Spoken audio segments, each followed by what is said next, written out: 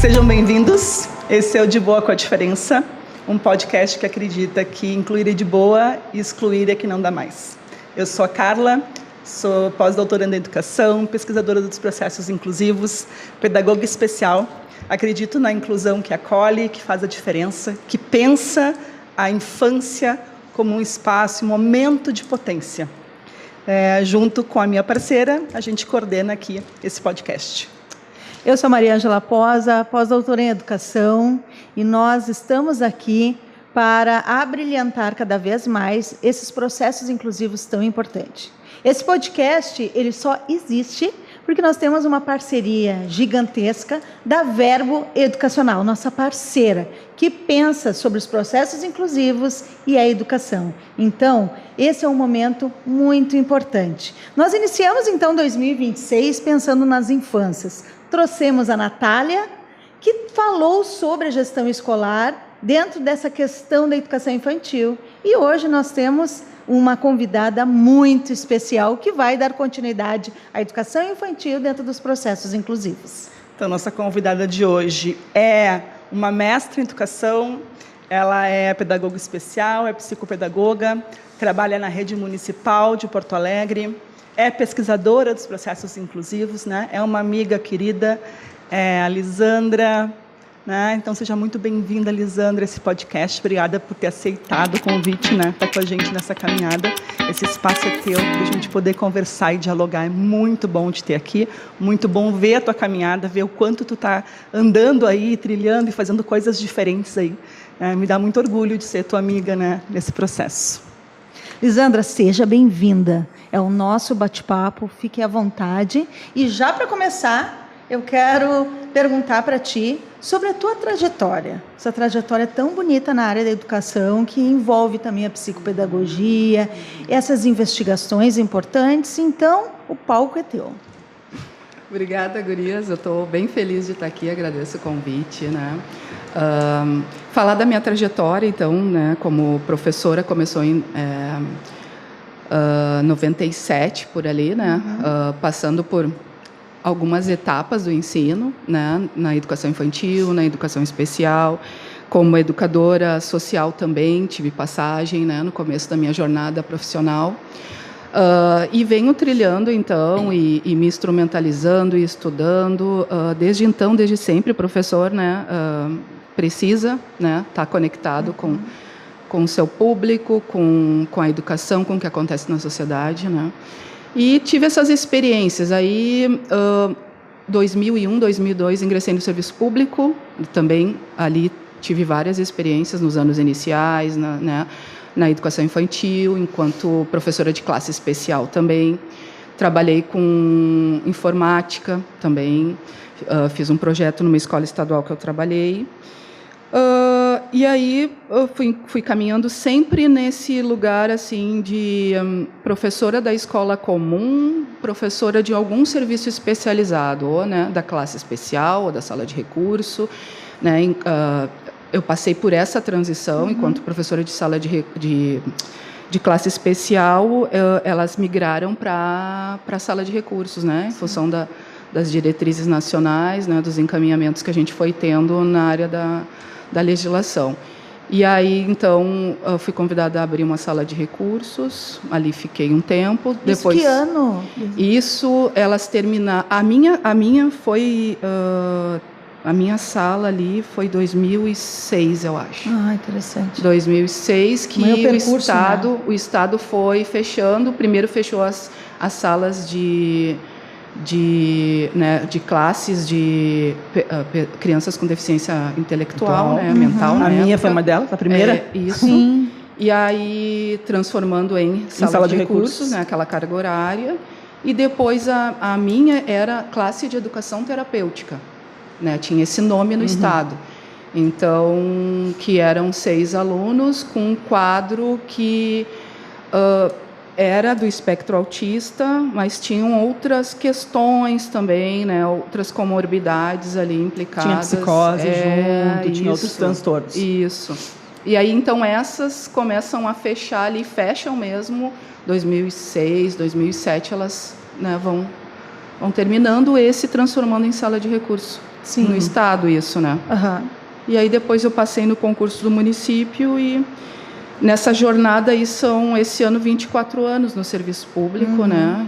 E na educação aí indo para quase 30 anos, né?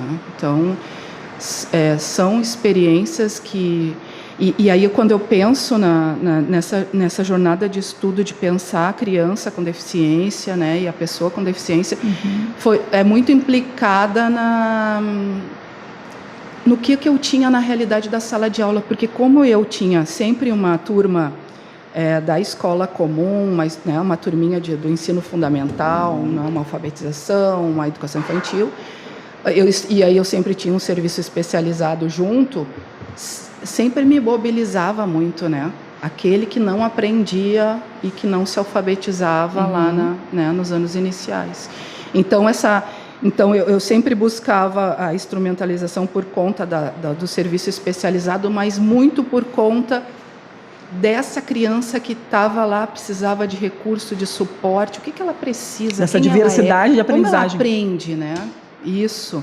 Então, porque as crianças, claro que a gente vê um número maior de inclusões hoje, até por conta, sim, do acesso, né? Da política. Da política, da medicina também, que avançou em alguns pontos, que consegue diagnosticar, ainda que a gente, né, questione algumas coisas.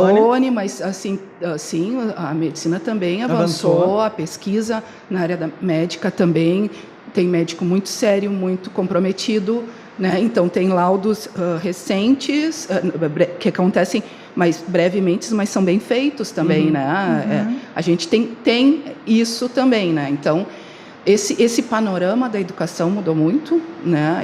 Mas eu sempre tive vamos dizer assim, essa criança que tinha um percurso de aprendizagem, eu não gosto de dizer assim, a criança de inclusão, né? Um percurso de aprendizagem diferente, isso, subjetivo. Um percurso de aprendizagem, próprio, né? Exato. Porque é isso, assim, então, assim, aquele ritmo que até então ela chega, né, e aí eu tive nessa trajetória, assim, especialmente quando eu cheguei na prefeitura, turmas que também estavam terminando as turmas de progressão, né? Mas eu peguei ainda uma finaleira disso ali. Essas crianças que chegam num ciclo, né? Por que elas chegaram nesse ciclo sem aprender, né? Exato. Então isso mobilizava sempre me mobilizou muito, né? E aí tinham crianças de fato com deficiência nessas turmas, mas tinham crianças também que a gente tem que olhar para esse percurso, né? O que aconteceu ali é por conta de uma vulnerabilidade social que aquela deficiência se instituiu, é por conta do quê, né? É o sistema que talvez não deu conta de toda essa diversidade, né? E ele não, de fato, às vezes não se enquadra na deficiência, né? Ele está neste lugar que também a gente não consegue enxergar que lugar é, né? Claramente. Né? Então, Mari, a caminhada foi muito assim, né? Foi sendo construída, muito curiosa sempre, né? Muito leitora. E aí eu fui na minha vida entendendo que eu tenho propósito.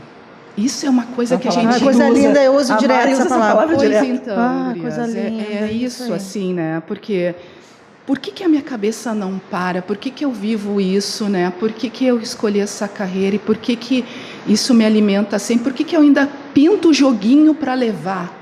Coisa linda. Porque eu trabalho muito nisso, né? Quem trabalha comigo sabe que eu vou chegar durante o ano com alguns... Eu estou sempre pesquisando, eu gosto disso também. A literatura, a construção de artigo, a pesquisa é importante para mim.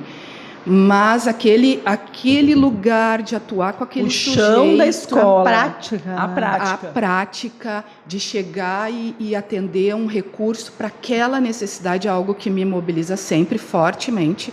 Então eu estou sempre pesquisando essas coisas e sim, construo coisas ainda, né? Claro que eu não tenho o arsenal e a peça que eu tinha quando eu era solteira, né? Porque quando eu me casei, eu tive que fazer vários uma limpeza, transportes, né? Assim, de materiais e eu não tenho tudo aquilo, né? Porque eu era sucateira, né? É aquela coisa assim de, eu tenho para fazer isso, eu tenho lá no... Eu tinha uma curva, um armário, assim, que era Só material. Só material. Então, assim, mas aí eu separo, né? Vou pensando. Claro que hoje também, de 10 anos para cá, então, eu estou só no serviço especializado, né? Então, dessa trajetória que é quase 30, 10 é o serviço especializado, só a intervenção precoce hoje, né? E o consultório também, que eu mantenho, né? Que é, então, hoje eu atuo na educação infantil, ali, né, nesse serviço de AE, na educação infantil, de intervenção precoce, da prefeitura, mas também no consultório pego uma clientela que está nos anos iniciais, onde eu trabalho fortemente também, né? A adaptação curricular dos espaços, né? Essa conversa sobre como uma escola ser mais inclusiva mesmo, que práticas, que fluxos, porque eu preciso sempre chegar nisso, né? Porque a Carla me conhece um pouco mais assim, né? E aí eu faço formação para professores hoje, também é um braço de atuação meu, mas não é uma coisa que eu me sinto confortável, no sentido de que... Mas quantas horas, eu sempre pergunto, quanto tempo é essa formação, né? Eu acho que a gente não consegue instrumentar um professor em 2 horas, assim. Óbvio eu sei que a não. conversa é importante, tá? Que eu vou levar conceitos importantes, mas não é algo que me brilhe os olhos, assim, né? O que eu gosto desse chão do assessoramento, né? Desse chão de poder pensar aquele lugar, porque as minhas pesquisas hoje se voltam muito para isso. Qual que é a ecologia daquele lugar, daquela família, daqueles professores? Que comunidade é aquela, né? Que lugar que a gente está falando de atuação ali, daquelas relações? Eu preciso entender isso, e isso leva tempo. O bom assessor, assim, na minha visão, e eu sempre falo isso para quem trabalha comigo, o assessoramento em educação inclusiva, ele tem pilares, ele tem tempo para ser construído, porque não é... A gente precisa fugir das receitas do Instagram, né? Assim, o conhecimento está para todo mundo, a informação está para todo mundo. Mas e esse conhecimento, né? Então, o espectro autista para aquele sujeito naquela comunidade, naquela família, naquela escola. Então, assim, teóricos do desenvolvimento como Bronfenbrenner, hoje eu não consigo me desvincular, né? Guattari, que fala, né, de rede, dessa conexão, né? Agora nas férias eu comprei bem no finalzinho do ano as 3 ecologias ali do Guattari, porque a Carla trabalhou isso, trouxe numa formação lá na minha escola. Então, é outro jeito de pensar isso, né? E aí tu passa a ficar aquilo na mente, né? E assim, meu Deus, eu tenho que também ampliar nesse sentido ali. O que o Guattari traz sobre rede? Porque o Bronfenbrenner eu venho estudando, né? E aí vai pensando sobre isso. E aí eu comprei o livro, não consegui ler, daí li agora, que é bem fininho, né? A gente pode mostrar no final. Mas ele fala, então, de relações de sujeito, né? Como que isso acontece, né? A sociedade, então, política pública envolvida nisso, exposição desse sujeito naquele núcleo. Então, é sobre tudo isso, né, gurias? Então, um sintoma do espectro autista está atrelado a esse ambiental, e a gente vem estudando isso. Exato, né? Não é só o biológico. Só que aí, para tu tentar ser... A gente... A doutora Fábio falou aqui dessa questão da ecologia, que a gente precisa pensar sobre família, né, e a gente não vai acertar tudo, mas a gente minimamente precisa fazer um raio-x de tudo isso. Isso, né? perfeito. E do quanto o sujeito ficou exposto a certas coisas, porque determinado sintoma ali, funcionamento dele, está atrelado talvez a como algumas coisas foram conduzidas e não ao espectro. Exato, perfeito. Então, a gente, quando fala de desenvolvimento infantil, a gente precisa estar trazendo isso, sempre. Joia. Essa sensibilidade da primeira infância. Ótimo. Né? Porque é onde eu transito fortemente hoje, né? Então, e dentro da escola, acaba aparecendo algumas coisas do funcionamento e dessa família, a gente precisa entender tudo isso, porque às vezes é o primeiro lugar que esse sujeito está acessando. Perfeito. Né? Lisa, Fora da família, eu digo, né? Tu já trouxe coisas bem importantes aqui, né? Que a gente acredita muito nisso. Essa relação da prática com a teoria, né? Tu falou isso, né? A gente vê hoje, assim, as grandes formações, né? Formações mega, que eu sou contra, né? Formação mega. Formação, para mim, boa é a formação no chão da escola, né? Porque a gente faz isso, né? Eu conheço o território, né? Isso. Eu consigo ver o que tá pulsando aqui nessa escola, que é diferente da escola A para a escola B, né? Isso eu acho que a gente precisa entender, né? E essa importância do olhar de quem está na escola, de quem passou pela escola, de quem vivenciou esses serviços, né? Porque é diferente, e desculpa, é diferente. Alguém só teórico, que nunca botou o pé dentro de uma escola, que não sabe o que é fazer um planejamento, né? De alguém que já cursou, já teve essa vivência, né? Para uma formação. Tu trabalha especificamente hoje com a EE na educação infantil, né? Na prefeitura usa-se muito o termo da psicopedagogia inicial, né? Quando a gente fala disso, do que especificamente a gente está falando? Porque hoje não se fala do EE na educação infantil, não, né? Parece que isso não existe, né? Parece que também não precisa, e quando se fala, para mim é pior ainda, porque se fala para retirar o sujeito da sala e atender na salinha, né? Quando tu está falando da psicopedagogia inicial, do que a gente está falando? De que lugar? De que lugar? De que lugar? Aí a gente precisa pensar também um pouco na história do serviço, né? Então, a prefeitura tem um histórico de construir lá nos anos 90, né, um trabalho de intervenção precoce. Sim. Que era começou com assessoramento das escolas, né? Então tinha uma equipe que ia nas escolas, claro que o número menor de escola, tudo era menor, né? Uma equipe de professores. Isso é importante. Da educação especial, né? Professores que eram da rede, foram pensando esse serviço da educação infantil, né? E aí eles iam para atender as demandas enquanto assessores, né? Depois o serviço, então, foi se constituindo enquanto atendimento e manteve o braço do assessoramento, né? Então, a psicopedagogia inicial é a segunda etapa de uma etapa que começa no assessoramento, no olhar nessa criança, né? Na escola infantil, tem um encaminhamento ou não para o serviço do atendimento. Então, aí ele pode ingressar bebê, né, de 0 a 3, que seria a educação precoce. E a psicopedagogia inicial, então, atua na sequência disso, e como saída a gente tem, então, um processo de transição, que é fazer a passagem dessa criança que teve todo esse investimento de intervenção precoce, né, de psicopedagogia inicial, de educação, e seus professores também foram assessorados, né, então a gente tem toda uma rede acompanhada, faz a passagem para o próximo serviço, que é o da sala de recursos, né? Ensino fundamental. Do ensino fundamental. Então, termina um ciclo de investimento. E a psicopedagogia inicial, então, atua nesse lugar de pensar um pouco mais esse instrumental, né? Porque até então, na EP, que a gente diz, na educação precoce dentro da escola, a gente trabalha com essa família, a gente, né, passa a conhecer esse funcionamento, né? A gente vê que tem situações que, em função daquela criança, aí depende muito da idade também, né? Mas, assim, em função dela não dar respostas para aquela família, alguns resgates precisam ser feitos, né? A gente não pode se cristalizar aquela marca da falta, né? A gente tem que botar ali a potência do que pode ser feito desse sujeito, né?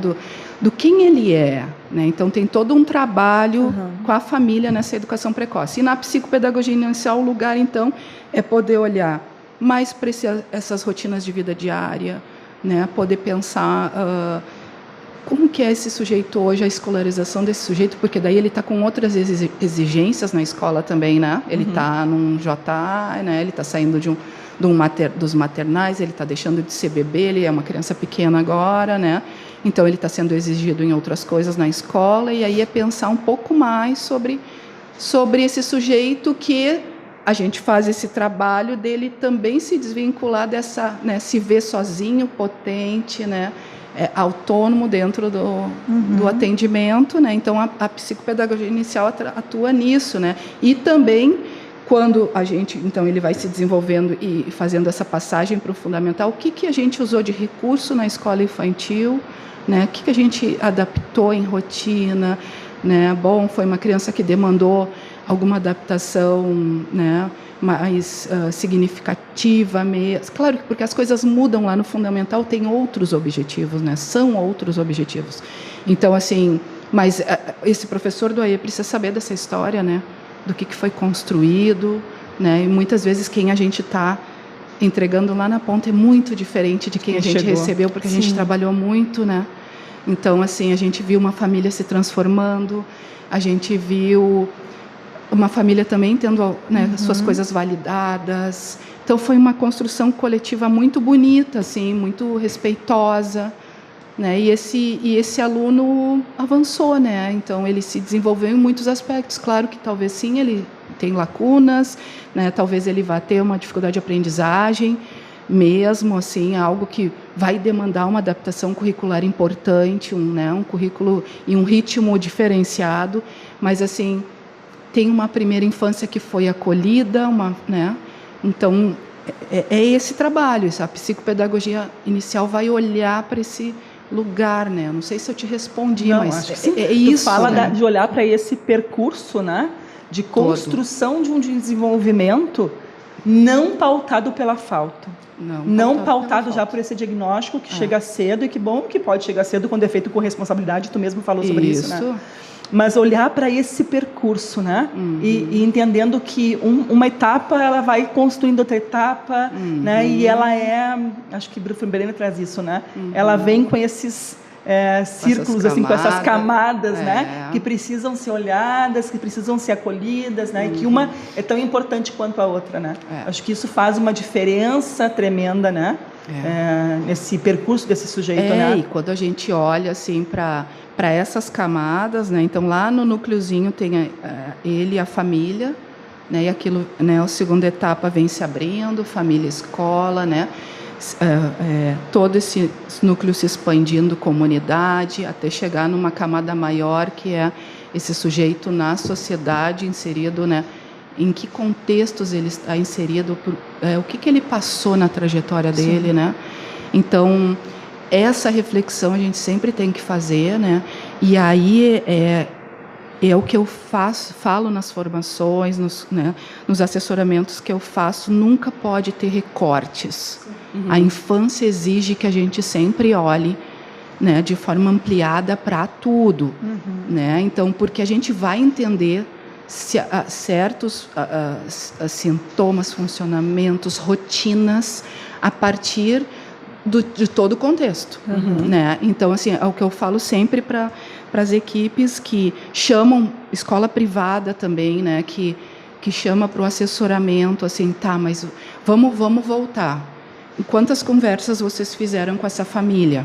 É todo um mapeamento, né? É todo um mapeamento. Então, assim, como é que vocês pontuaram? Daí as profs vão trazendo, né? Bom, apresenta isso, né? Tá, mas vocês trouxeram essa pergunta, assim, de vamos entender essa rotina. Por que ela foi instituída nesse núcleo, né? Vocês entendem, gurias, é muito complexo. Por exemplo, estou me lembrando agora, né? E aí me passa 1000 coisas na cabeça para trazer de exemplo, porque é muito tempo de experiência, são muitas imersões como assessora, como formadora, como, né, pessoa profissional que acolhe num consultório, onde é mais, né? Então, são histórias, mas o que me vem assim agora é a questão da alimentação, por exemplo. Tá? Alimentação e a dita seletividade alimentar, né? E aí eu preciso fazer uma escuta muito atenta, e aí a gente vai amarrando isso com a escuta que eu faço dos educadores, daquela escola, daquela família, daquela equipe, e aí a mãe veio numa conversa, mas essa criança passa mais tempo com a sua avó, e aí eu preciso conversar com essa avó, e daí numa segunda conversa ela tem que vir, né? E a gente precisa entender se aquilo é uma condição sensorial ou se aquela seletividade por conta daquelas rotinas, daquela família, né? Das condições sociais. Se aquilo se instituiu por conta disto, ou esse sujeito de fato, né? porque a gente sabe que dentro do espectro há a condição dos sentidos ali, né, a desorganização sensorial, ela está presente. As pesquisas mostram um número alto assim dessa comorbidade, mas a gente tem que olhar com atenção. Sim. Claro. E, né? Lisandra, assim, é encantador tu falar pedagogicamente que esse é um podcast de professora, então tu está trazendo dados fundamentais dentro desse contexto.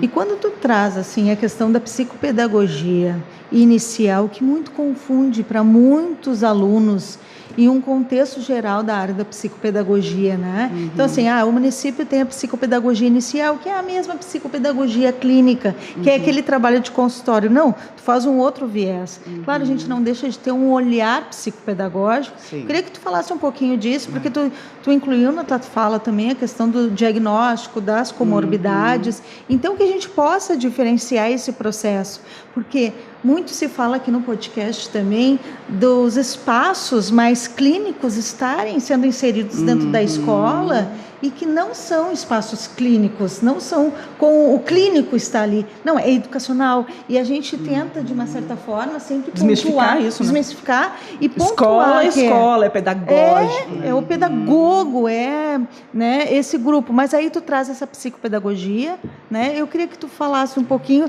brevemente, né? Que eu acho que tu trouxe muita coisa, mas é aí que a gente pode fazer uma breve diferenciação para o nosso público que está assistindo o podcast sobre essa questão. O que eu penso assim é que essa o lugar dessa psicopedagogia, ela está colada. Todo mundo que trabalha com a educação infantil está colado num nível de intervenção precoce, né?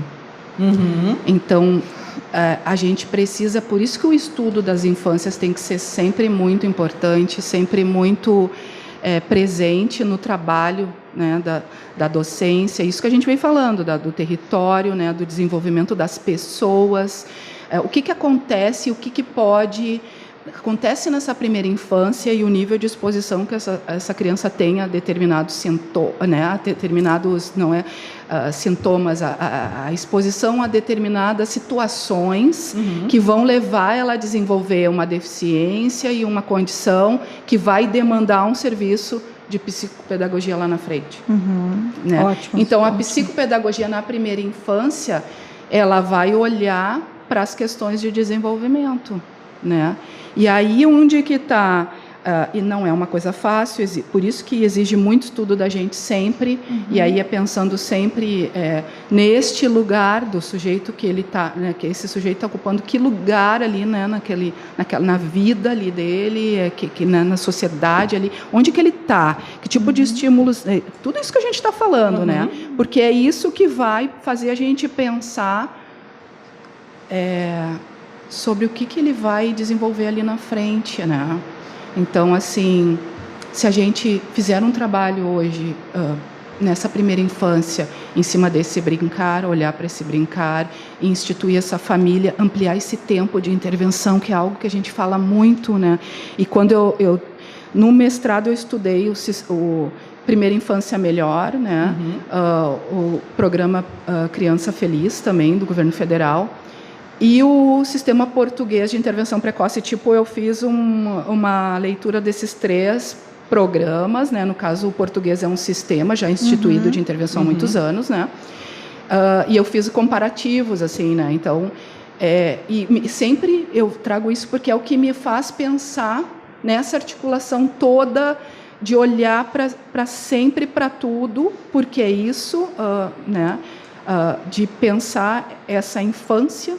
Então, assim, e aí no sistema português, né, tem um investimento a longo prazo, né, de pensar sobre a deficiência, se ela foi, como que ela veio, né, como que ela se instituiu. No trabalho do Criança Feliz e do Primeira Infância Melhor atuar fortemente, né, na visitação, né, de pensar rotinas, de construir e mostrar, né, com aquela família caminhos de uma, né, parentalidade positiva, de rotinas saudáveis, né? Então, Mari, e aí pensando nessa tua pergunta, eu tenho uma tendência a fugir, tá? Porque é isso. Eu tenho, em função dos estudos, assim, né? A gente eu estou num momento assim que eu vou juntando coisas, não, mas isso tem, né? Por que isso acontece? Porque uma relação. Muita relação, né? Então, assim, é isso. A psicopedagogia, então, inicial, dita aqui na Prefeitura de Porto Alegre, né, que teve esse nome, uma construção, inclusive, teórica por trás desse nome. Exato. Isso é importante também, né?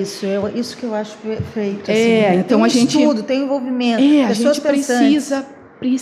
Porque o nome também traz um significado. Mais claro. Quando a gente fala desculpa te interromper, tu está falando em educação precoce, tu está falando de algo que é pedagógico, algo que é uma construção coletiva. Porque aqui o termo intervenção precoce ele é muito clínico, é diferente do termo intervenção precoce em Portugal, que tem outra característica, né? Então, o nome também fala alguma coisa, né? O nome foi alguma coisa, foi um aspecto também que eu estudei. Eu tenho a publicação de um artigo num livro ali da PUC também, que é poder... Eu tinha uma curiosidade de entender isso, né? O que é a estimulação e precoce, né? Onde está o recorte teórico da estimulação precoce, essa palavra, essa expressão, né? A intervenção precoce. Qual a origem desse nome? Eu fiz uma pesquisa sobre isso. A educação precoce, que é o nome dado na prefeitura. Né? Então, assim, a gente precisa entender, e isso é muito importante porque traz todo um aporte teórico, né? O estudo, por exemplo, a prefeitura construiu em cima da psicanálise, né? Do encaminhamento psicanalítico. Então, assim, claro que mesmo a psicanálise hoje já também conversa com a neurociência, né? Então, a gente tem evolução teórica das coisas, a gente tem uma sociedade que mudou, mas a gente tem aquele viés ali, né? Que é ainda a nossa base de atuação, né? Que é a construção de um sujeito, que é oferecer o suporte, né?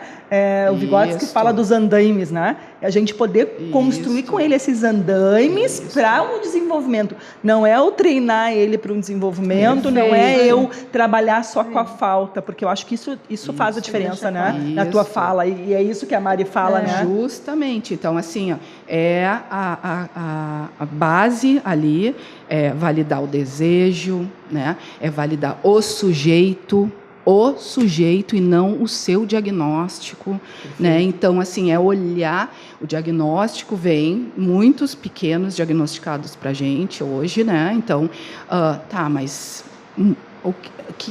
e aí eu começo essa conversa com a família, tá? E aí, né? Esse diagnóstico é o que para vocês, assim? Aí tu vai entendendo como é que ela fez a construção desse imaginário desse autismo, é com base em alguém que ela tinha na família, né? Na minha família tem, né, um fulano que funcionou assim, assado, ou não teve, né? E aí é uma construção de rede social, é uma construção de... E aí já tive mães que começou a ver, tem alguns anos, foi logo que eu entrei no serviço, acho que 2016 ali, uma mãe que tinha parâmetro de desenvolvimento porque ela tinha os mais velhos, e ela passou então e eles já estavam adultos, né? Então, fases do desenvolvimento miudinho ela não lembrava mais, ela começou a ver vídeos, né? Dos filhos maiores? Vídeos, e a pensar, e YouTube, e pensar o desenvolvimento típico. E aí ela chegou a pensar que o dela tinha um desenvolvimento diferente. Essa mãe é uma mãe que fez um caminho diferente para chegar no serviço, né? Então, e eu lembro que ele era de escola estadual e, se eu não me engano, né, tem alguns anos já, ela foi buscar a partir de informações na internet mesmo o nosso serviço. Ela chegou por conta, não foi pelo assessoramento, nem pela rede de saúde, né, que muitos chegam para nós também. Então, foi uma busca dela. Então, assim, veja, né, ela fez uma busca, não foi assim, foi diferente, né? Assim, não foi comparativa ao que está dado, assim, como do espectro, né? Então, a Fábio falava sobre isso, desculpa, para não perder o raciocínio. Não, é isso. Lisandra, a questão que tu traz, assim, né? São tantas vias para chegar a essa conversa, mas eu queria pontuar a importância, de novo, de chegar para pessoas que vão acolher e vão fazer as perguntas certas. Tu entendeu? Então, chega para ti uma assessora que tu pode organizar esse pensamento desse sujeito que está dentro do direito de estar atrapalhado, pensando em várias coisas, confuso ali de, tá, agora onde eu procuro? A Fábio falava muito disso, né? Que é de uma forma coletiva que se faz diagnóstico. Pode ter um médico de referência, mas ela jamais vai abrir mão do pedagógico também, de olhar para isso. E tu traz isso, eu queria te dizer, com uma delicadeza, guria, porque tu traz os detalhes. Então, tu imagina, tu pode sentar alguém na tua frente, uma família que fez todo esse percurso, tu pode julgar. Bom, tu foi no YouTube, tu foi pegar uma informação. Não, vamos detalhar isso, porque aquilo foi o melhor que ela tinha naquele momento.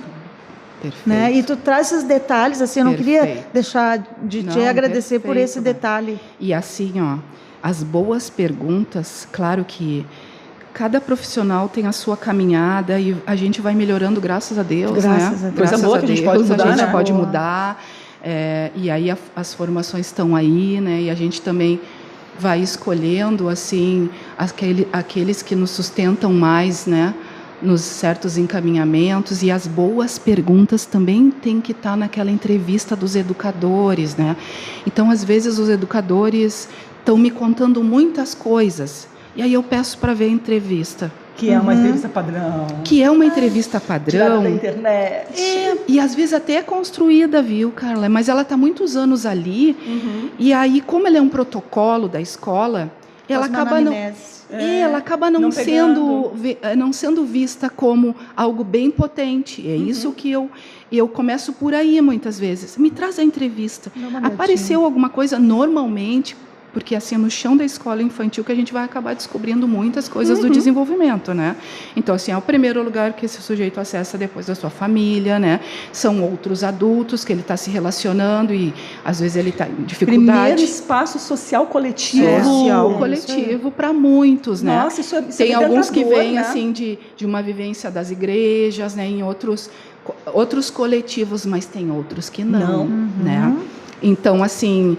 E aí eu olho com atenção para isso. Daí eu digo para as gurias assim, ó, vamos melhorar essa pergunta. Vamos, no segundo semestre... Qualificar. E isso me virou uma chave na pandemia. Porque vocês lembram que elas fizeram entrevistas e acolheram as crianças e em seguida teve né, o fechamento das coisas, né? Então, e a volta, nós voltamos com os mesmos alunos, uma etapa do desenvolvimento completamente diferente. E aí a gente tinha que fazer diferente e caótico, escalonado, né? Que era caótico os ambientes, né? Nossa. E aquele abre e fecha também dos lugares, né? Dava aquele surto na escola, fechava, voltava no escalonamento, num ritmo muito diferenciado.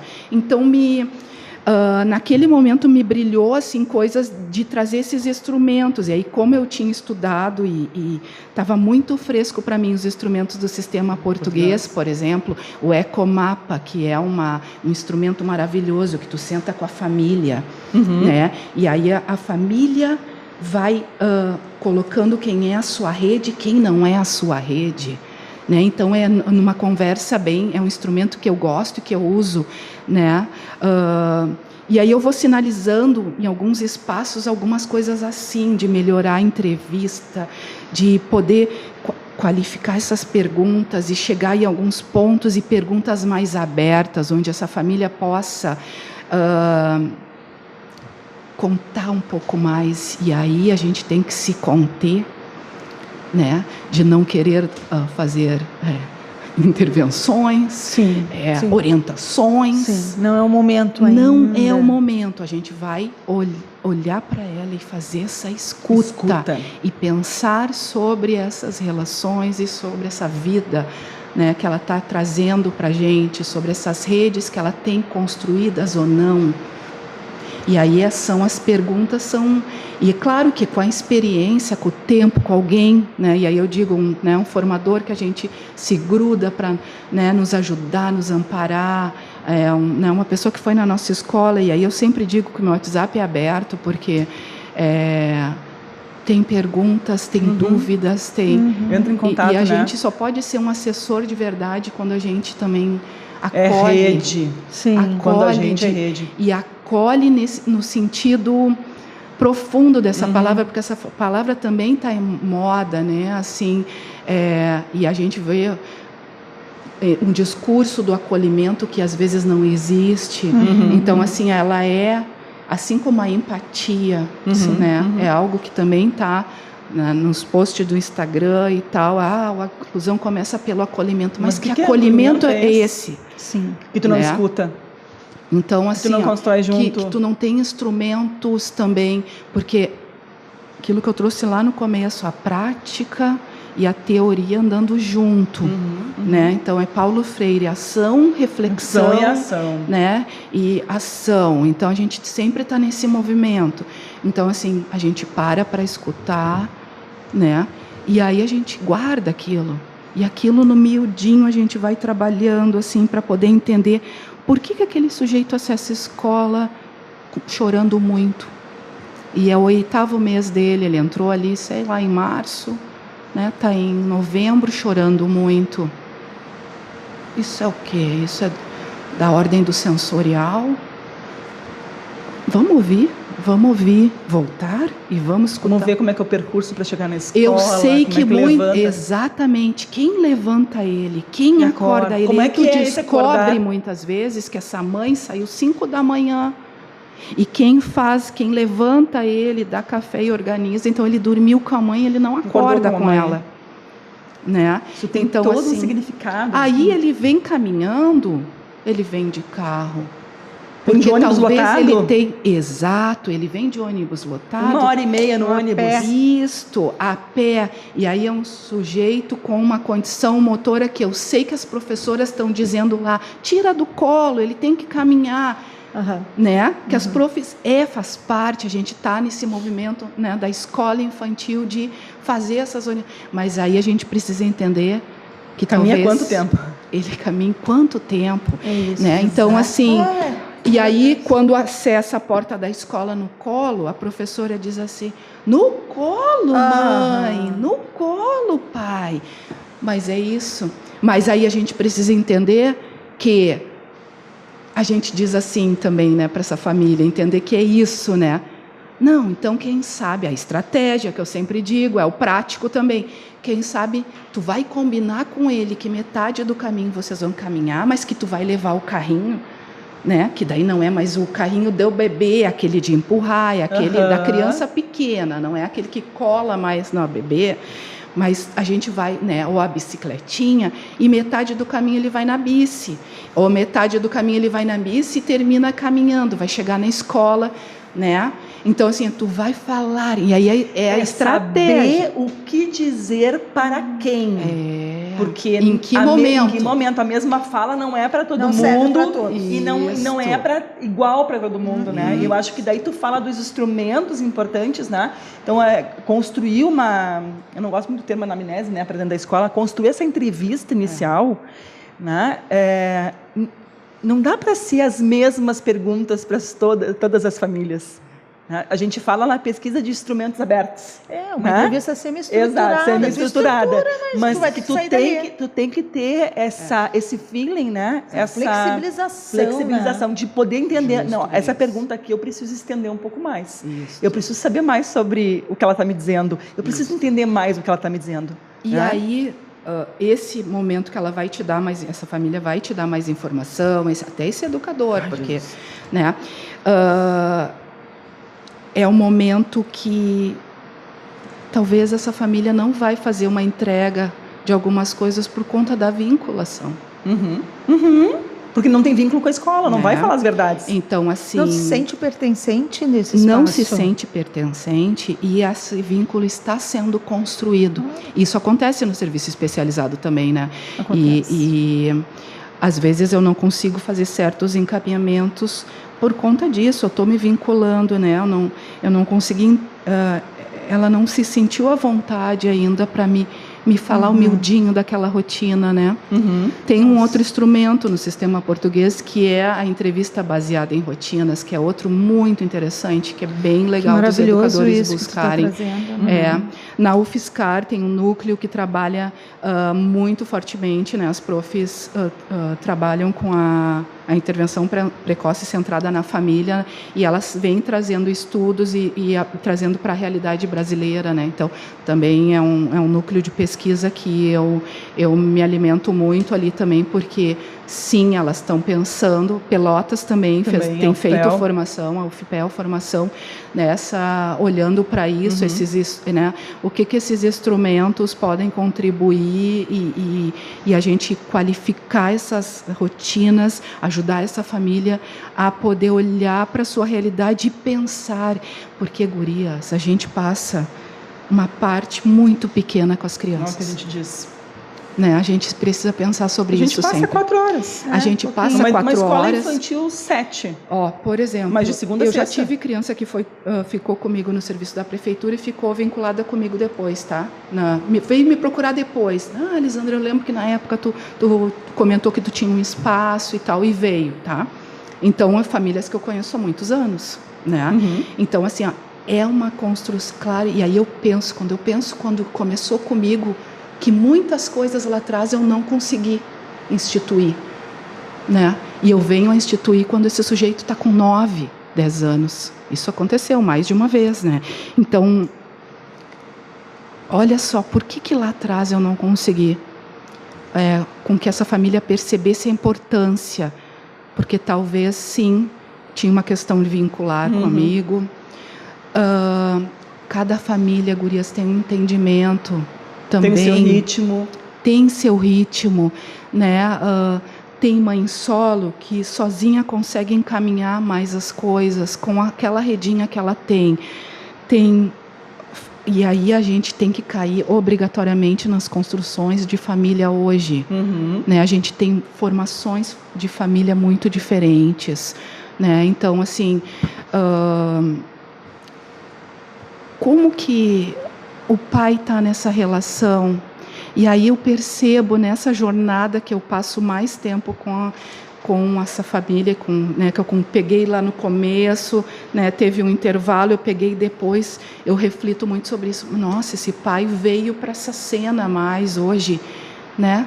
Então é um pai que participa mais de reunião, que nem aparecia na escola infantil e hoje ele está mais presente, ou ao contrário. Sim.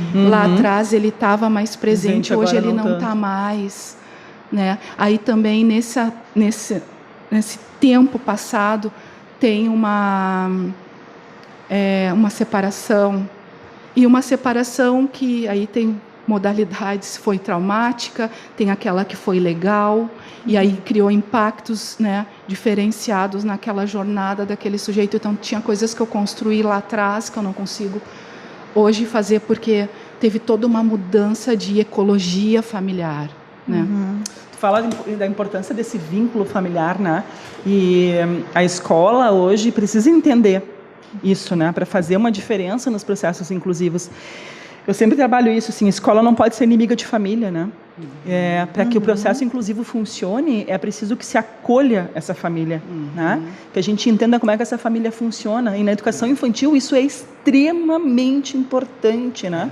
Isso vai demandar que essa escola infantil se reorganize para poder fazer isso, né? Acolher esse sujeito. Esse é o grande desafio. Porque esse é o grande desafio, né? São momentos. E aí a gente tem que pensar que a escola inclusiva tem que fazer protocolos. A gente tem que ter protocolos, né? Que acaba, por conta da diversidade das demandas dos sujeitos, acabam às vezes não acontecendo. Mas é isso. A gente tem que estar no planejamento. Eu sei que é difícil, porque assim, as escolas estão engessadas, né? O serviço público está engessado em reuniões, em espaços, para estar isso previsto. Tem coisas que têm que estar previstas, protocolares mesmo, elas têm que acontecer. Não é porque eu tenho o discurso do acolhimento que eu faço aquele acolhimento só no início do ano e não faço mais nunca. Nunca. E não é quando o sujeito tem uma crise, que normalmente é assim. É assim, né? A escola só chama quando tem problema.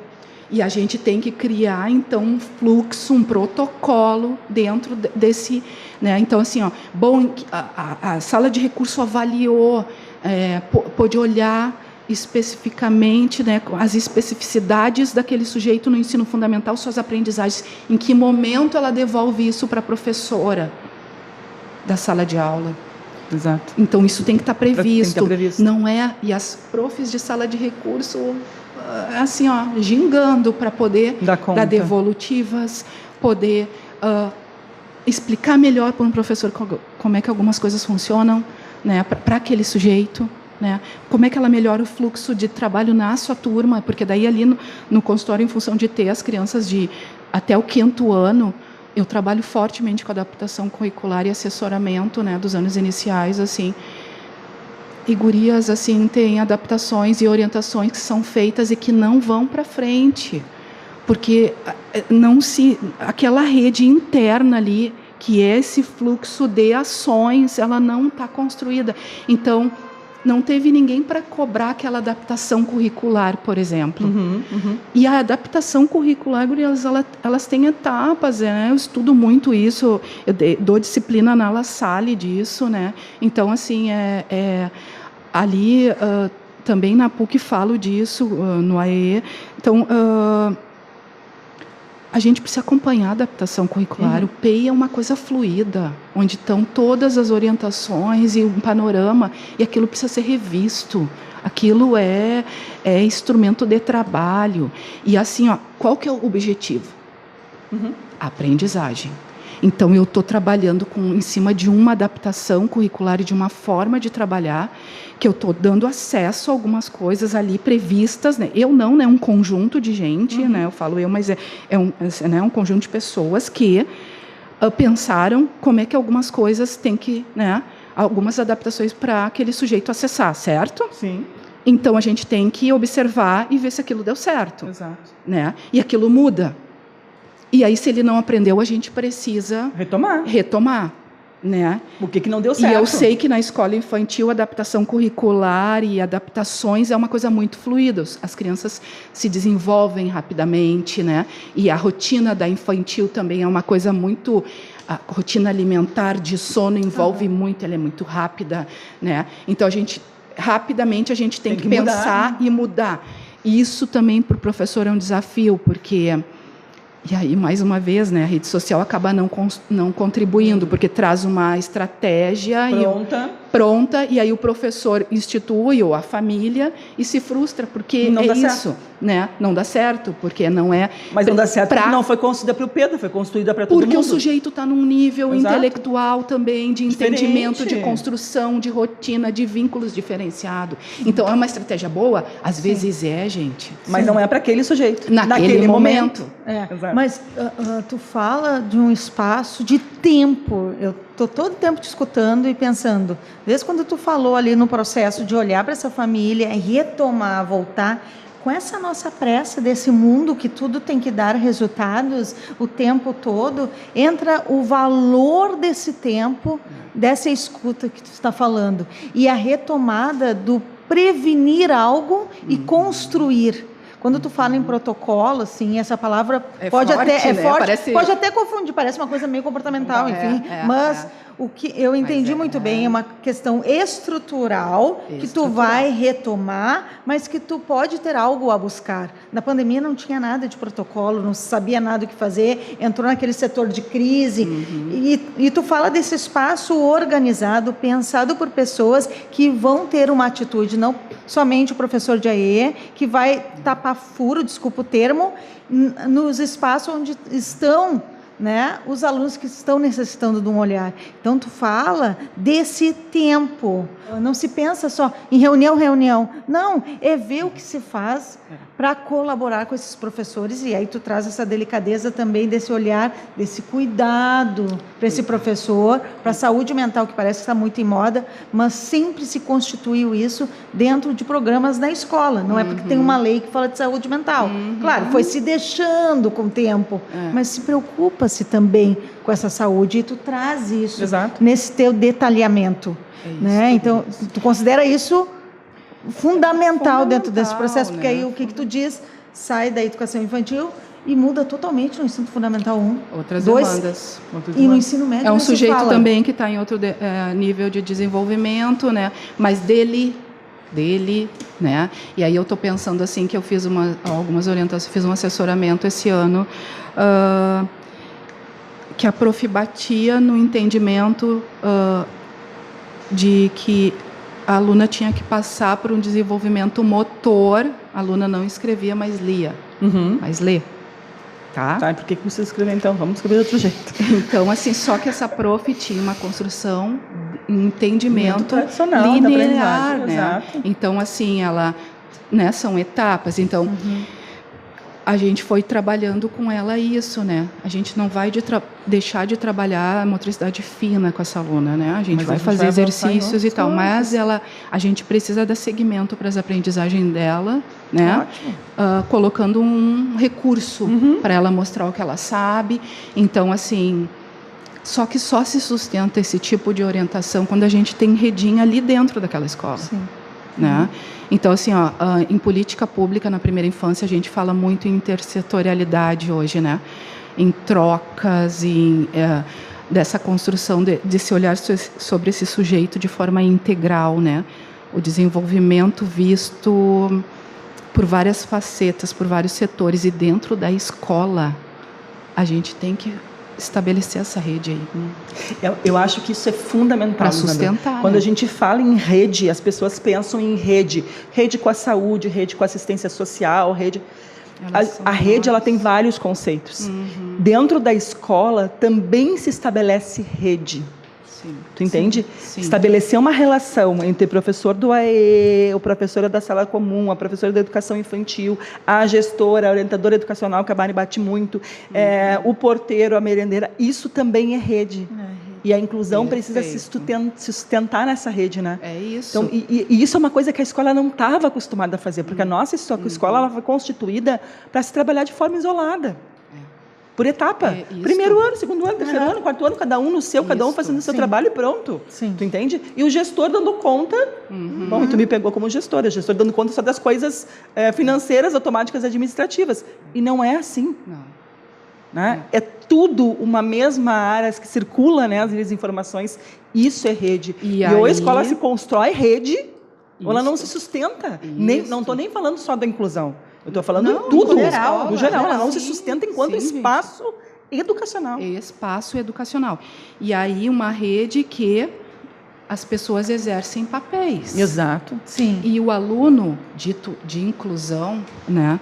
Ele não é só do professor da sala de recursos. Claro que não. Né? Jamais, ele é da escola. Só que ele, aí é que tá, para ele poder ser visto como aluno da escola e a gente pensar esse desenvolvimento e essa adaptação curricular que começou talvez lá no início, né? Aquelas escolas que têm educação infantil, vamos pensar, começou na educação infantil, que a gente ainda tem, né? Escolas de ensino fundamental com jardins. Aí foi para o primeiro ano, tá?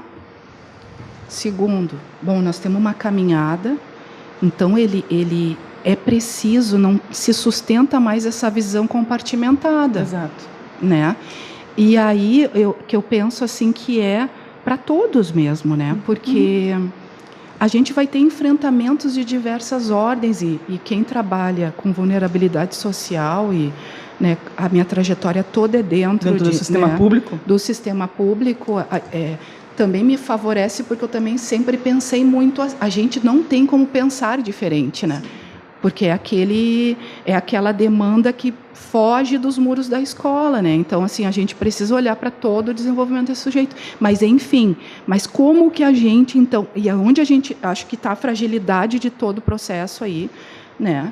Que é porque a gente está pensando, e aí, assim, gurias, a educação inclusiva vai se servir da educação, de conhecimentos da educação especial. Com certeza. Isso não aí existe uma sem a outra. Pode ficar tranquila. Ok. Não existe uma sem a outra. Eu sou prova viva disso, Exato. né? Porque na orientação numa escola privada, onde eu fui buscar todo o conhecimento, junto com a Carlinha, que era diretora de uma escola municipal, para ver todos os processos. Então, assim, eu bato nessa tecla, a importância da escola especial. Mas a educação inclusiva, ela é multifacetada. Nossa, multifacetada. Muito. Tá? Então, assim, ó, não adianta, e aí eu digo para as profs, assim, aí as profs, tá, mas não me digam assim, tá, Lisandra, tu tá dizendo que não é para estudar sobre autismo, Não é isso. Tá? Não é sobre isso. Não é sobre isso. Aí isso vem o engessamento dos professores que tem Mas ainda, Mari, né? a gente precisa quebrar, sabe por quê? Porque Claro. algumas redes, e aí a gente circula pelo Estado, algumas redes querem instrumentalizar o professor no autismo, Exato. né? Muitas. Nas deficiências. Não há A problema, Carlinha não há que diga, problema. né, Carlinha? Tem que É preciso ter. estudar isso É também. preciso. Mas Voltando para a nossa Isso, pauta nossa- da nossa conversa inicial aqui. A ecologia, o espaço, onde que está Isso. aquela escola está construída, qual que é a história dessa escola? Uhum. Tá? Então, assim, bom, ela surgiu por uma demanda da comunidade, por isso, por aquilo. O que tem nessa comunidade? Uhum. Né? Então, assim, no interior a gente vê muito perto de plantações, né, de Exato. agricultores. Escola do campo. Isso. Então, Que assim, ó, significado tem agora isso? vocês vejam, um assessoramento numa escola dessa, pensar a educação inclusiva numa escola dessa. É diferente e de pensar numa numa escola escola como um bairro aqui de Porto Alegre, Bom Jesus. Exato. Gente, parece aula de magistério. No magistério é. sempre se construiu Eu acho essa que perspectiva. tu fala, Lisandra, de uma coisa que a gente precisa entender. A gente fala muito na educação sobre usando essa palavra processo. Mas a gente não entende o que é o processo. É verdade. Processo, ele não está acabado.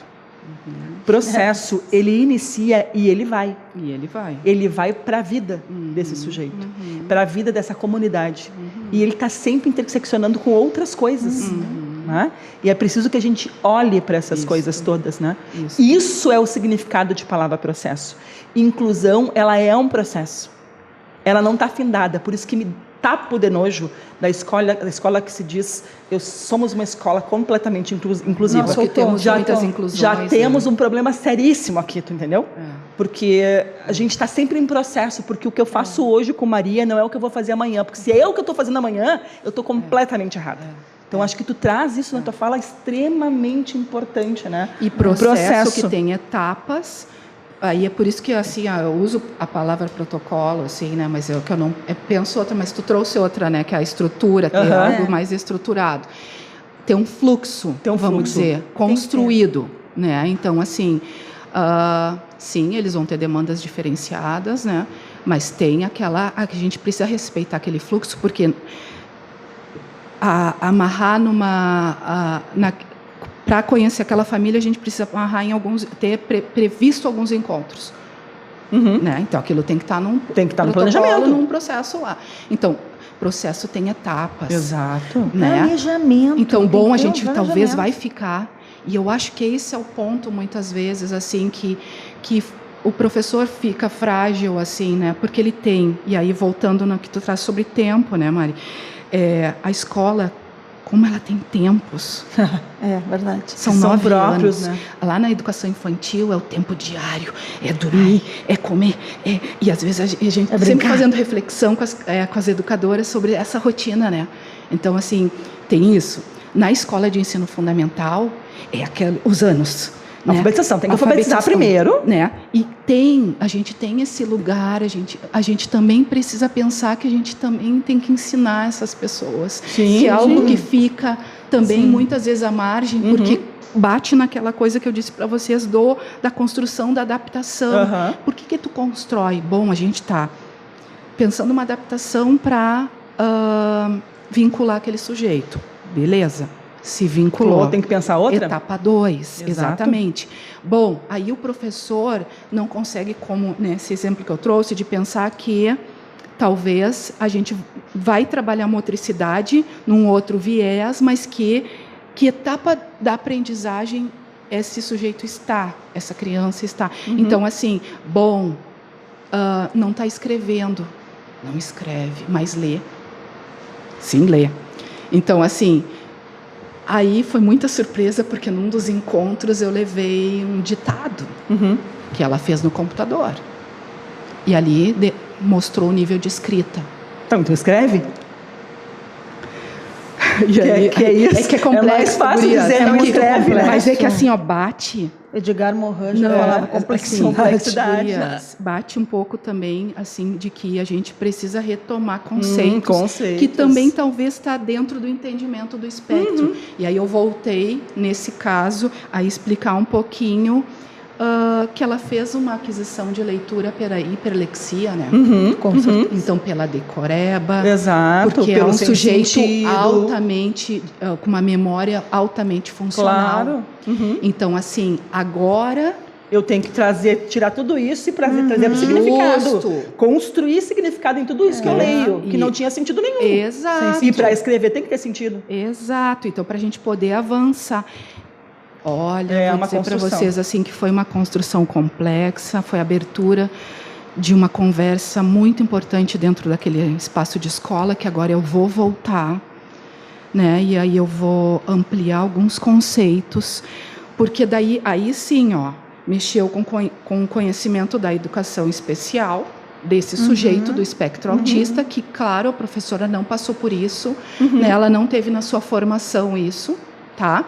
Eu vou voltar em conceitos de alfabetização, claro, porque são tão implicados, porque são anos, né, tá nos anos iniciais, né, essa criança. Então, vocês vejam, tem uma convergência. Nada é descontextualizado. Essa convergência de conhecimento na educação inclusiva que as escolas acabam se perdendo, o professor. Então, assim, por que acaba demandando para o profissional de apoio o atendimento daquele sujeito? Porque ela também não consegue. Exato. Então, assim, ela está também travada. Então, assim, o professor da sala de recursos instrumentaliza numa adaptação, ok, ela demanda para o profissional de apoio que vai desenvolver, né? Mas o acompanhamento daquela aprendizagem, porque ela travou nisso, porque talvez, de fato, ela não saiba. Não saiba. Então, assim, a gente precisa ser muito acolhedor, assim, ó, eu fico muito braba com quem fala mal de família, com quem fala mal de colega, quem fala mal de professor. Porque, assim, ó, na mesma medida que a gente faz um mapeamento dessa comunidade, desse aluno, dessa família, a gente faz desse educador. Sim. Que formação é dele? Qual a formação dele? E acho que é importante a gente... E aí a gente descobre que as gurias mais novas não tiveram aulas presenciais. Sim, online. Por quê? Porque o custo de um curso de pedagogia online, ele é mais barato. Exato. Professoras, por exemplo, que estão nas redes conveniadas têm um nível de salário. Professor da escola privada tem outro. Professor da escola pública tem outro. Concursado tem outro. De novo, né? Tu volta para o contexto, né? A gente volta para o contexto. Exato. E aí eu passo a perguntar e eu começo algumas formações assim. Prof, que nível tu tá atuando hoje? Elas dizem, tô no maternal, tô aqui, tô ali. E a tua formação, prof, fala da tua caminhada aí um pouco. Quando os grupos são menores, eu tenho mais tempo, porque como eu falo pra caramba, às vezes eu tenho que estar muito focada no que eu vou, na demanda e pauta daquela escola, né? Mas assim, quando eu tenho mais tempo, tem lugares, por exemplo, que eu assessoro há muitos anos já. Estou indo para 10 anos. Tem uma e-mail da prefeitura que eu não me desvinculei nesses 10 anos. Então, eu estou numa jornada diferente de entendimento e de apoio à inclusão ali diferenciadas. As professoras têm outro nível também de... Claro, as equipes mudou muito, né? Nós tivemos governo aí que os professores aceleraram o seu processo de aposentadoria. Sim. Então, assim, teve troca. Teve muito contrato, né, no serviço público teve disso, agora tem uma retomada de professor, né, concursado.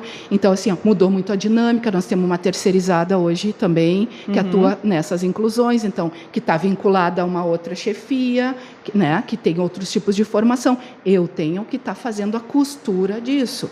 Mas a base, muitos professores têm 9, 10 anos comigo ali. Sim. Tu fala do contexto, né, de novo, né? De novo. Do contexto e da formação continuada, assim, a importância da escuta. A gente bate nessa tecla aqui no podcast, assim, não adianta fazer a formação continuada e trazer uma pessoa que tu acredita que vai dar conta. Não é sobre dar conta, é sobre ter o detalhamento do que eles precisam naquele momento. Exato. Talvez não precisasse trazer ninguém, mas ter um momento com a assessora para conversar, para dialogar. E eu acredito muito que através das escolas públicas, desse teu depoimento que tu está trazendo, nós podemos colaborar muito com as escolas privadas. Das escolas privadas, com certeza. Porque o que acontece? Muitas vezes a escola privada está pensando muito na metodologia, numa sala muito bem organizada, nas estratégias teóricas, sendo que não faz esse acolhimento, que é isso que vai fazer um diferencial lá na frente. Totalmente. Então, eu creio muito, né? Eu também venho de 10 anos de escola estadual, depois me exonerei, enfim, mas quando tu fala sobre isso, a importância desse cuidado, é cuidado isso, né, Lisandra? E o gestor, né, que está à frente, seja Papel na do pública, na gestor. privada, na conveniada, ele também precisa olhar para isso, assim, né? Então, se ele quiser um gestor responsável alinhar, né, e de fato ofertar, né, na sua escola, a escola é de todos, a gente precisa pensar quem é esse educador que está à frente dos processos ali, né? Então, assim, para além de pensar essa ecologia desse todo que a gente vem trazendo de família, de escola, de aluno, e esse prof, né? Que está lá na ponta fazendo esses encaminhamentos. Conceitos da educação inclusiva são importantes, gurias. Contar, em algumas formações, né? A gente conta a história da educação especial, né? Eu trago muitas, assim, eu trago a palavra capacitismo. O que é isso, né? Então, é uma coisa que problematizar conceitos, o que é o capacitismo? Lembra essas frases que, né, pejorativas, também trago. Então, conceitos, esse genérico de falar de inclusão é super importante, tá? Conceitos importantes, mas pensar é sempre dentro da realidade daquele lugar. Isso aí. Nosso tempo está se esgotando. Metade do que a gente Tá queria perguntar, a gente não perguntou, para variar só um pouquinho. Vamos fazer um bate-bola. A gente tem um momento aqui que a gente chama um quadro Tá de Boa, tá? Que é um bate-bola, é coisa rápida. Vai ser difícil para ti, né? Vai. Mas É uma rápido. palavra, É uma palavra, uma Lisandra. frase, não é um Tá, texto, vou tá? tentar, tá. Então, uma palavra que define infância para ti hoje. Responsividade. Responsividade. Brincadeira que nunca deveria sair da educação infantil. A exploração dos espaços livres, Não concordo. né? O desemparedamento das crianças. Coisa linda essa frase. Tá, assim, é algo que Reflexi. a gente tem discutindo isso muito na rede, né? É um dos nossos eixos de trabalho ali na prefeitura, né? Então, tem que, né? Desemparedar as crianças. Desemparedar, fazer pesquisa na rua. As crianças são curiosas com o que tem no pátio, com o que tem na árvore. Não. Eu sei que tem espaços reduzidos, né? Mas, assim, o que a gente tem na comunidade? Vamos para a pracinha com elas? Vamos pra rua? Sim, vamos pra rua. Algo simples do cotidiano escolar que faz muita diferença e que pouca gente valoriza. Ai, aquele bom dia, aquele boa tarde olhando nos olhos, sabe? Aquele acolhimento, tudo bem com vocês? Ai, Faz uma diferença, né? Diferença Faz tanto, quando eu né? recebo as minhas crianças Isso faz uma diferença. abaixando. Eu abaixo, olho no olho e abraço. Isso faz a Um bom diferença. abraço, isso faz uma diferença, né? Faz, A educação está faz. se afastando. Faz. Um som da infância que te emociona. Um som da infância que me emociona, entrar num berçário. Assim, as disputas de espaço, me dá... Eu digo para as gurias, né, que eu não poderia ser prof de berçário, né? Porque Eu também, estão... só ia estragar. Colo, ai, meu Deus, coisa mais linda. Cheiro, Choro. É tudo, sabe? né? Assim, entrar e sentar. Assim, eu adoro sentar nos berçários, assim, ficar olhando eles circularem. Esse som. Algo que a escola complica e não precisava. Complica e não precisava.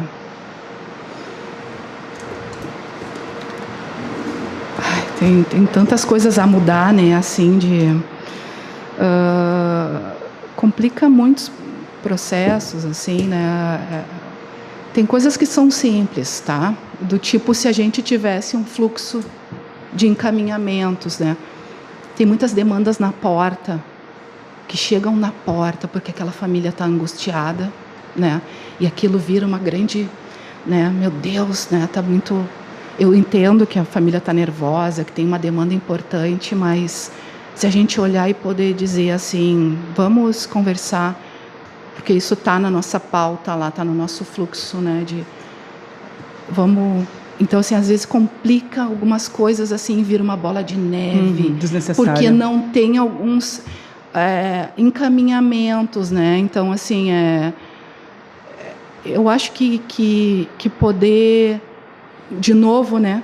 Poder pensar processos, fluxos e para poder encaminhar certas coisas e não tornar aquilo muito grande, não...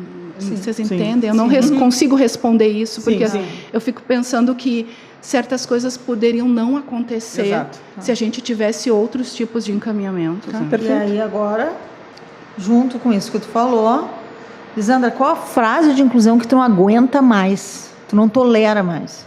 Que as pessoas falam. Que as pessoas falam. Que já, tipo, virou banal e que ninguém efetivamente faz. Que ninguém... Ou que é difícil, tipo, as pessoas falam e justificam. Que dói no ouvido, que tu não quer mais escutar. Eu não quero mais escutar, assim, que o atípico... O atípico, detesto. A gente usa, né, na fala, assim, mas quando eu chego numa reunião que tem muita gente nessa reunião, muitos educadores, e aí começam a se falar da turma, e aí os típicos... Os atípicos. A gente tem 5 atípicos diagnosticados. Isso me dói muito, assim. Então, assim, porque, sabe, aquela coisa, né, é uma turma de 25, mas eu tenho 23 típicos, né, e 2 atípicos. 23 típicos e 2 atípicos, né? Então, 2 só muda uma roupagem, só muda a nomenclatura, né? Não, a gente fica na mesma sutileza que deixa na cara a exclusão. E vem o atípico, né? Mas é porque isso, Mari, tá impregnado no coletivo, na mídia, né? E eu acho que também vamos pensar que como que a gente... Então vamos pensar outro nome, né? Mas não é pensar outro nome, é entender que as pessoas têm um nome e elas precisam ser identificadas pelo seu nome e seu processo de aprendizagem. Mas eu não assim, preciso dizer, eu tenho 25 alunos, 23 Não, mas aí como é que a gente, num conselho de classe... Por exemplo, nome no sentido assim, nesse sentido que eu quero dizer, né? Claro que pelo nome. Eu tenho uma turma com 25 estudantes, tenho o Pedro, mas que está uma diferença. sinalizar que tem gente ali com uma dificuldade. Então eu vou dizer, é básico. Pedro está no processo de aprendizagem eu preciso, mental. João está no processo de aprendizagem mental. Eu preciso dizer assim, como que a gente essas crianças chegaram nessa turminha e elas têm percursos de aprendizagem que a gente sabe que tem, gurias. Então, assim, tem crianças com um nível de deficiência na escola infantil e fundamental muito importante, né? Que às vezes nem um desenho universal para aprendizagem dá conta, né? Então, assim, eu venho estudando muito desenho universal, a gente não falou sobre isso, mas é uma prática que eu venho, e trazendo para os professores muito fortemente também isso que o desenho universal é a sensibilidade de entender os ritmos e de que cada um é um. Sim. Mas e acreditar numa educação para todos, né, de uma metodologia diversificada mesmo, né? Ela tem um entendimento de neurociência, de desenvolvimento de cérebro importante, que está linkado a formas de desenvolver o trabalho, tem toda uma conexão diferenciada. Mas temos sujeitos que sim vão demandar adaptações de outras ordens, porque ele tem aí que a gente cai naquela coisa assim, especificidades e com uma complexidade no seu desenvolvimento que exige algo realmente que não vai estar previsto num DUA, por exemplo. Mas eu concordo com tudo isso. Olha aqui, com isso com a Lisandra não dá, tu viu? Não dá. Eu concordo com tudo isso, Lisandra, só que eu acredito muito na possibilidade de, quando chega essa fala, aí voltando para o típico e atípico, cabe a nós que estamos estudando, investigando, qual o outro sentido que a gente poderia dizer para esses conceitos que vocês estão trazendo. Isso. A gente tem que desconstruir uma reunião pedagógica para entrar nesse tema. Em tudo. Isso. É aquele que tomam o medicamento, é aqueles que surtam, porque ainda falam, usam termos médicos dentro da os escola. Laudados. Então, assim, pessoas Tem que estudam. Tem. Pessoas que estudam, né, Lisandra? Estudam a Lisandra traz muita coisa que a gente tem que fazer outro podcast. Para variar. Para variar, Lisandra. Não, eu acho que é bem importante a gente pensar isso. Acho que por aí passa uma formação que é para além, né? Que é uma formação interna com as tuas concepções, como é que essa diferença bate para ti. Justo. E por que é que tu precisa enquadrar esse sujeito numa terminologia, né? Sim. Porque esse sujeito ele tem um nome, ele tem uma história. Ele tem um processo que é dele. Por que eu preciso atravessar esse processo, esse nome, essa história, com uma nomenclatura? E tu te enquadra aonde? Exato. Perguntar para a pessoa. Tu te enquadra em algum espaço? Em algum isso, local? né? É a gente tentar de novo engavetar as pessoas, né? Porque fica mais fácil. E a gente entender isso. Isso precisa ser dito. Eu preciso colocar um rótulo, porque fica mais fácil lidar com o outro quando o outro tem um rótulo. Acho que sim. O problema deixa de ser meu e passa a ser dele. O rótulo traz isso. Mas aí a gente cai justamente nisso, né? Que a teoria da subjetividade traz isso. Bate na gente forte, bate no educador, né? Isso que tu traz, né? Mas passa isso precisa por ser trabalhado. Construção pedagógica também, entendimento do que é ser professor, pensando, né, nesse lugar de aprendizagem, nessa o que fez a construção teórica desse professor. São muitos elementos. Né, mas aí traz outra coisa importante, antes da gente terminar, o nosso tempo já estourou. A importância de uma formação pedagógica, de fato pedagógica. Dos cursos de licenciaturas pontuarem essas questões, porque o professor tem que estudar. Então, não cabe mais o professor dizer que não vai estudar. Eu não sei disso, não aprendi. Eu falou isso o tempo inteiro, né? O quanto precisa estudar, o quanto precisa ler. Investigar e pesquisar. É isso. Queria ficar conversando mais, mas não dá tempo, tá? Como um bom podcast, a gente sempre diz, podcast de professor, a gente frisa isso. E frisa a leitura, tu sabe que eu sou uma boa leitora também. A gente tem indicações de livros. Sim. Então, esse livro aqui foi um livro que a gente construiu na URGS, né? Com a Graciele Kremer e com a Luciane. Fala sobre o EE aqui no Brasil, mas olha só que interessante, fala sobre o EE no mundo. Várias propostas, né, do EE no mundo. E tem um livro da Lisandra. Um livro, um texto, um capítulo da Lisandra, né? Que é atendimento educacional especializado na educação infantil, dos aspectos legais à prática pedagógica. Ela escreveu com uma outra parceira nossa também, a Andrea Matos Zenari, pessoa maravilhosa também. Olha só, é de graça. Que legal. Gratuito. Vamos botar lá no link. Sim, botar no link lá do episódio. Ótimo. Depois. É gratuito, é só baixar. Eu acho que isso também é importante, porque é financiamento público, né? Então, a gente precisa fazer também, né, esse levantamento de que obras que a gente pode ofertar para os profs, que ele não precisa gastar com isso, mas ele pode ter acesso, né, a obras de fato, né? Isso. Este aqui, Infância e Inclusão, Princípios Inspiradores da Atuação na Educação Infantil. Lisandra trouxe um monte de livros para ajudar, né? É de uma proposta, quando ela estava fazendo mestrado ali, né? De construção de princípios, né? Inspiradores para pensar a educação inclusiva numa escola. É bem fininho. Nem sei se tem para vender ainda. Tem, Liz? Tem para vender.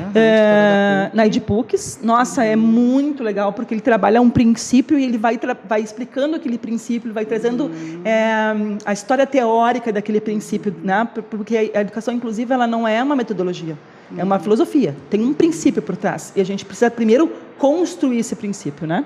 E a partir de uma pesquisa no chão real, da escola, no chão da escola, né? Quer falar do outro? O outro é da professora Ana Mayra, né, que foi nossa colega na rede. Também é um livro que sustenta ali as nossas práticas, traz reflexão, muita reflexão, né? Então é bem interessante. Também posso deixar o link, sim. Claro. Nós vamos fazer o seguinte, vai deixar no link depois do YouTube todas as sugestões de livros que a Liz trouxe, porque eu acho que a leitura sempre ela ajuda, ela sempre dá uma sustentação para a gente poder construir um caminho ou ajudar a construir um caminho, né, Liz? É isso. Eu não tenho como te agradecer Tá? Se tu olhar para isso aqui, tu vai ver que muita coisa faltou, mas muita coisa a gente foi para além do que a gente tinha pensado. É sempre assim, coisa boa. Vale aí a gente pensar um outro, onde tu possa trazer o teu trabalho também com as crianças cegas, que eu sei que tu faz um trabalho lindo também com isso, que a gente não trabalhou.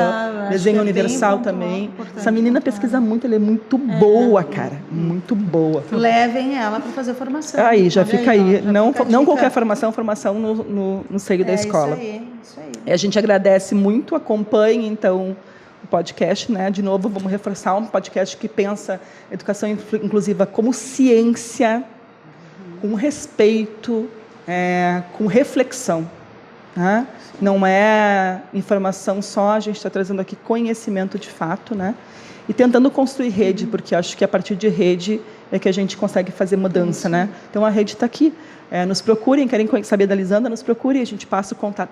Ela tem lá no Instagram dela um linkzinho que leva para um Padlet dela, onde tem todos os artigos que ela produziu, onde tem material, onde tem coisas maravilhosas. Qual é o Instagram, Lisandra? Já anuncia aí. Lisandra Almeida, @psicopedagoga Lisandra Almeida. Lisandra Almeida. A gente põe lá na descrição. Vale muito, muito, muito, porque rede é isso. É a gente poder se conectar com as pessoas e se ajudar em contrapartida, né? Esse movimento. Obrigada, minha querida. Eu que agradeço. Deus te abençoe muito sempre. Gratidão a essa equipe aqui. Obrigada. Obrigada. Olha só, acompanhem nossas redes sociais, nos acompanhem no Instagram. Nós vamos postar algo que vai dar Então, as pessoas estão pedindo, né? As pessoas estão pedindo algum... Aqui, ó, nossa vestimenta. Então, nós vamos lá fazer um post para vocês acompanharem. Agradecemos muito a Verbo Educacional, nossa parceira que está aqui. Acompanhem a rede da Lisandra, rede da Carlinha, a minha rede, o meu YouTube também. E acompanhem a Verbo Educacional, nossa parceira de educação. Acompanhem também os nossos outros episódios, que são 8 episódios que já estão no ar. Então, entramos 2026... Com pé direito. Pé direito, pé esquerdo, de corpo inteiro. Tudo completa. E tudo certinho. Obrigada, querida. Obrigada, tudo de gente. Bom. Tchau, Até gente. Até o próximo. Tchau.